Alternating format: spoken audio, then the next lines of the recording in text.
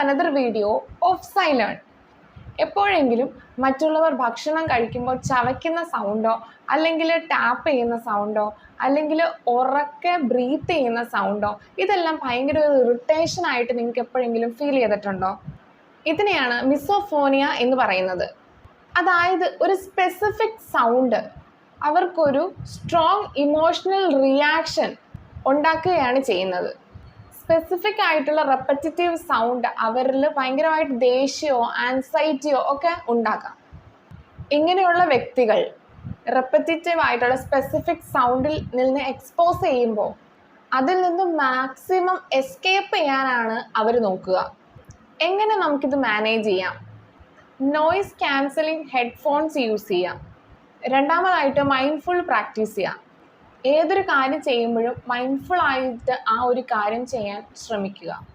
So I hope this topic is clear. Thank U.